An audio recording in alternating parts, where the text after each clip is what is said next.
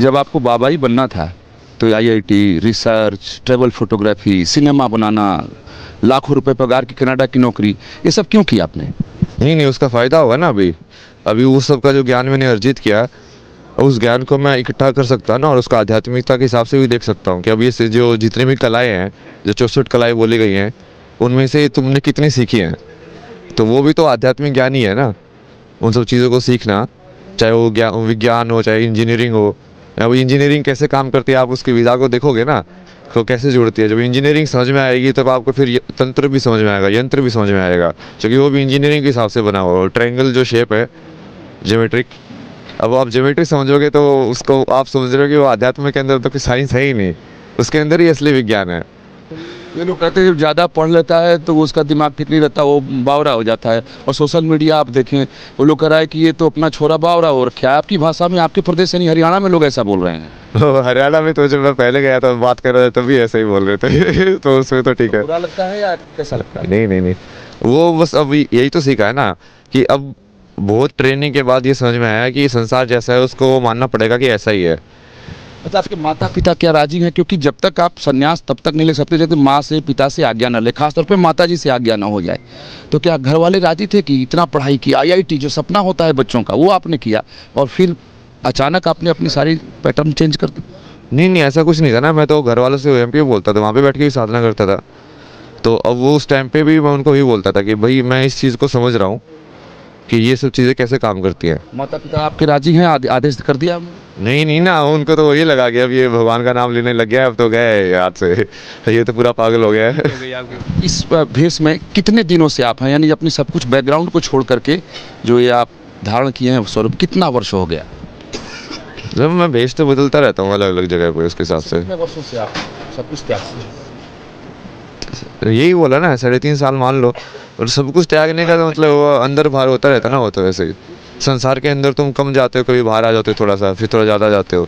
But वैराग्य का मतलब तो वही है ना कि तुम अंदर से शांत रहो। और अब भी मैं कोशिश में था, मुझे इल्म होया था कि हरिद्वार है वो, तो मैं कहा भाई उससे विजिट करते हैं। तो उसके बाद में फिर टाइम से निकल गया, तो अब वो वायरल हो गई है मीडिया के ऊपर। अब तो उसने फैसला ले, परिवार चाहता है अब वो घर वापस आ जाए, परिवार की क्या सोच है? बस मैं तो देखो चाहता ही हूँ अभी वो घर वापस आ जाए, पर अब तो वो स्टेज उसकी निकल गई। अब तो गोपीचंद वाली वो स्टेज आ गई। उसकी माँ ये कह रही थी कि बेटे अंदर आ जा गृहस्थी में और परिवार में संभाल ले। तो उसने कहा कि माँ सन्यासी के बाद बनने के बाद में तो यह बात बनेगी नहीं। इस तरह से जब परिवार आपका पता चला हमें अकेला ही बेटा है, देखो इंडिपेंडेंट तो उसकी थिंकिंग शुरू से थी। अब भाई अब भी मैंने एक वीडियो देखी थी, उसमें भी उसने ये कह रखा था कि भाई मैं ना गुरु बनाऊंगा ना चेला बनाऊंगा, मैं अपने हिसाब से ज़िंदगी जीऊँगा। तो उसने जो फैसला ले लिया तो ले लिया। हर आदमी को अपनी ज़िंदगी जीने का अधिकार है, तो प्रेशर तो उसके ऊपर मैं डाल ही नहीं सकता, क्योंकि आईआईटी कर रखी थी, 34 साल की उम्र हो गई, तो उसको प्रेशराइज करके तो आप कोई चीज़ मना नहीं सकते। अब यानी परिवार एक लास्ट ट्राई कर सकता है? ट्राई तो कोशिश तो कर लेंगे, परंतु मुझे दिल में ऐसा लगता है कि भी स्टेज पर जाने के बाद में हमारी बात मानने वाला वो है नहीं। अब ना तो मैं अब भी ट्राई हूँ, परंतु मैंने वो बिटिया से, अमेरिका है वो, आजकल उससे बात करी थी, तो वो कहने लगी पापा अब तो उसके मीडिया और चारों तरफ मतलब ये है कि उससे लोग मिलने के लिए इतने हैं, और आपको ये मालूम इल्म हो जाएगा कि भाई उसके फादर भी आए हुए होंगे, तो उन्हें पता नहीं आपके पीछे पड़ जाएंगे और समस्या बन जाएगी आपको, और उससे मिलने भी नहीं देगा कोई। तो इस कारण ना तो मैं अब भी कोशिश में था। और ये बताया गया कि आप जो है हरियाणा के झज्जर के रहने वाले थे, और उसमें ये छपा कि आपकी शादी की तैयारी हो रही थी तब आपने घर छोड़ दिया। कुछ बकवास थी। उनको मैंने बोला कि भाई बताया ना मैंने, ये ऐसे लड़के जिन्होंने सब कुछ नहीं चाहिए। ये तो कैसे होगा? जो कि सबसे पहले लड़के आ रही देखते हैं जॉब क्या करता है। मैंने को बोला कि अच्छा ही काम करो, मैं तुमको सवाल लिख के देता हूँ, इसका जवाब लिखवा ले रहा उससे ना, मैं सेटिस्फाई हुआ तो मैं कर लूंगा शादी। क्योंकि आप इतने पढ़े लिखे, आपकी अध्ययन बहुत ज्यादा है, हर कोई इससे क्या रिलेट कर पाएगा कि यार एक लड़का आईआईटी कर रहा था, इतनी अच्छी उसकी जॉब लगती है, लोग मरते हैं आईआईटी बॉम्बे जाने के लिए, और उसके बाद वो 1 साल गायब हो जाता है, फिर अचानक मिलता है उसके बड़े बड़े बाल हैं, उसके नाखून बड़े हो रखे हैं, उसके हाथों में जो है मालाएं हैं, रुद्राक्ष। यार मैं गायब कहाँ हो गया, मैं तो सारी इंस्टाग्राम पे लाइव सब कुछ है। मैं कहाँ से गायब हो गया, कौन से पब्लिक लाइफ से गायब हो गया मैं? फिर वो सब कुछ है। कहाँ कहाँ घूम लिया आपने? चारों धाम की ना मैंने पैदल, चारों धाम। फिर भविष्य बदल गया।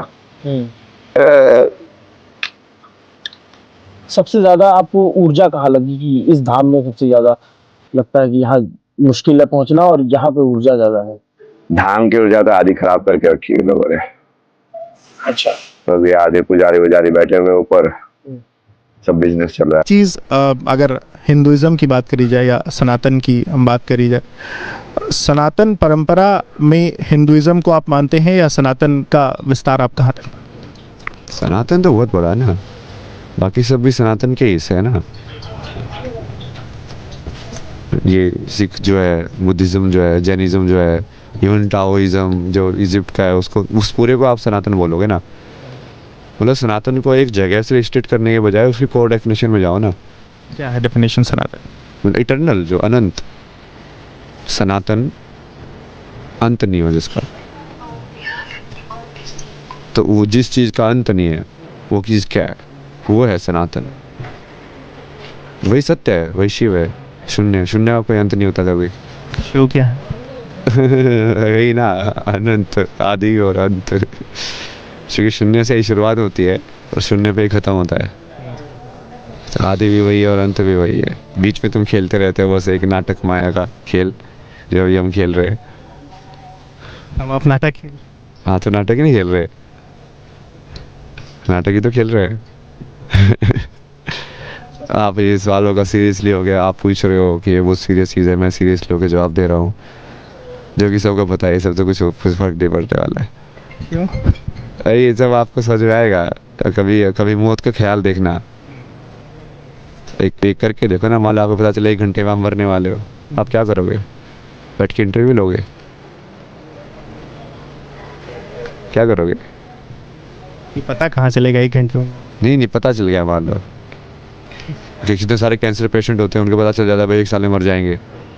ईश्वर को याद कर कैसा? नहीं फिर रिपोर्टिंग नहीं करोगे, समझे? तो धर्म वो चीज़ है कि जब तुम ये पूरी नश्वरता को जानते हुए कि मैं अगले क्षण पे भी मर सकता हूँ, फिर भी तुम कर्म कर रहे हो और इतनी तल्लीनता से कर्म कर रहे हो, इतनी तल्लीनता से इस नाटक को जी रहे हो कि वो असली लगता है।